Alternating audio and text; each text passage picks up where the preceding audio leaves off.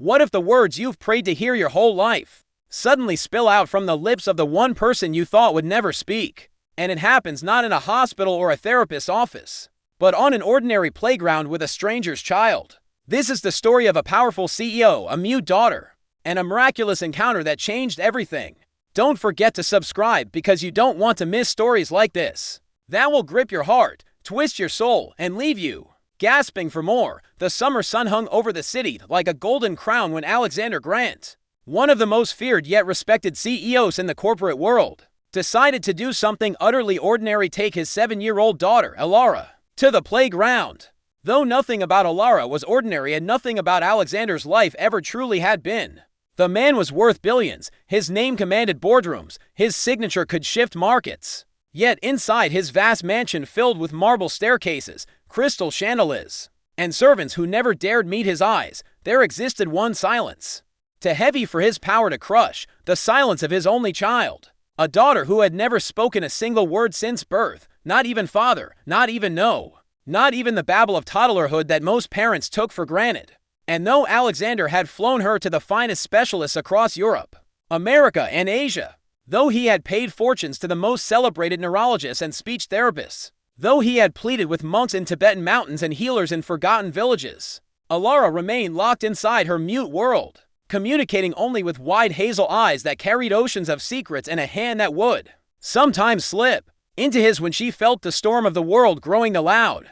It was a Saturday when he put aside his leather briefcase, canceled a meeting that could have netted him $100 million in mergers, and decided instead to drive his daughter himself, not in a chauffeured limousine, but in a modest black SUV to the small playground tucked behind an old church where children laugh without caring who was rich or poor, where mothers in worn jeans and fathers in dusty shirts watched their little ones chase kites. And for the first time in years, Alexander felt like a man trying to be just a father, though the weight of his titles clung to him like invisible armor. And Alara, dressed in a soft blue dress with her favorite stuffed rabbit dangling from her hand, walked beside him silently as always, her gaze darting toward the swings, the slides, the carousel of childhood she had always observed from a distance but never dared join. Alexander, his throat thick, encouraged gently, "Go on, sweetheart, play if you want," knowing well she never responded. But then something unexpected happened. A small boy, no older than 9, with messy dark curls, patched trousers, and shoes that looked like they had survived wars, approached Alara with the bold innocence of a child who knew nothing of billion-dollar empires or the diagnosis stamped on medical files.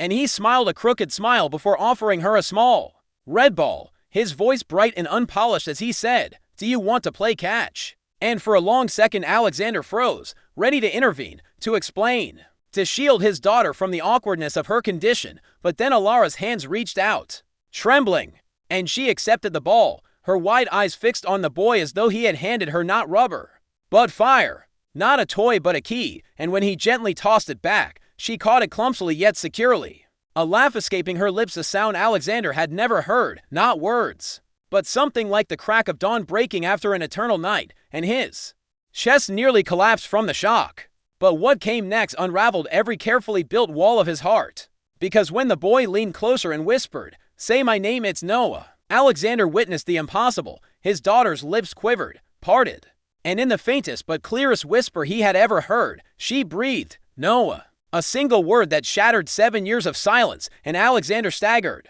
back, clutching the metal bench for balance, tears streaming down his face. Unashamed of them, though men in his world never cried, because his mute daughter had spoken. Not to him, not to doctors, not to the world, but to this strange boy who came from nowhere. And in that instant questions began clawing at his mind. Who was Noah? Why now? Was it a fluke or a miracle? But as Alara spoke again, firmer this time, "Noah," giggling as if tasting honey for the first time, Alexander knew this was no accident. This was fate. Yet fate rarely reveals itself without a twist, and the twist arrived in the form of an old woman sitting on a nearby bench, her shawl wrapped tight despite the heat, her eyes sharp as daggers locked on Noah. And when Alexander glanced her way, she shook her head slowly, almost in warning, before vanishing into the crowd of parents as if she had never been there, leaving only a chill in the air. But Alexander's attention was dragged back by his daughter, who was now laughing, running, throwing the ball back to Noah, her voice echoing in short bursts, broken, imperfect, but real. Gloriously reland, Alexander wanted to rush forward, embrace her, shout to the world that his daughter could speak. But something stopped him, something deep and primal whispering caution. Because as miraculous as this was, the boy was a mystery, his clothes threadbare, his shoes nearly falling apart. No parent in sight, and when Alexander knelt and asked, "Noah, where are your parents?" the boy paused, tilted his head, and replied with a strange calmness, "I don't have parents, sir. I just come here sometimes. Alara was waiting for me." Words too strange, too heavy for a child. And Alexander's heart skipped. How could Noah know his daughter's name? He had never spoken it, not today, not aloud, and suddenly the laughter of the playground dimmed, as though the world itself leaned closer to hear, and Alara, clutching Noah's hand, looked up at her father with shining eyes and said, in her new fragile voice, "Daddy, Noah makes me safe," a phrase that struck Alexander like a blade. For not only had she spoken, but she had called him daddy for the first time in 7 years. And he broke, collapsing to his knees, sobbing into his palms. But when he looked up again, Noah was staring at him with eyes that did not belong to a boy. They were old, far too old, filled with knowledge and pain. And for a fleeting second, Alexander wondered if Noah was even real, but the pressure of his daughter's words, the sound of her laughter, the touch of her tiny voice, left no room for logic. Still, as hours passed and twilight stretched over the playground, the boy slipped away as suddenly as he had appeared.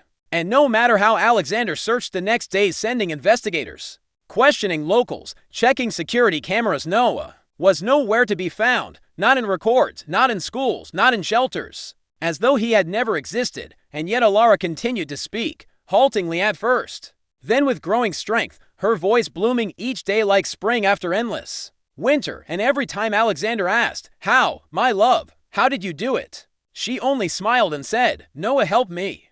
And though he built towers of wealth and commanded empires, Alexander found himself consumed not by profits, but by a mystery he could never solve. That the first miracle of his daughter's voice had not come from science, nor money, nor his own desperate prayers, but from a ragged boy with no past who appeared on a summer day and left behind the sound that would forever change a father's world. And in the quiet nights when Alara would finally sleep, her breath soft against the pillows, Alexander often sat by her side, whispering gratitude to the universe. But sometimes, just sometimes, he caught a shadow at the corner of the room, a fleeting silhouette of a boy watching with that same crooked smile, and he knew, deep down, that Noah had never truly left, that some miracles are too big to vanish, and some children are angels walking this earth in disguise. Asterisk.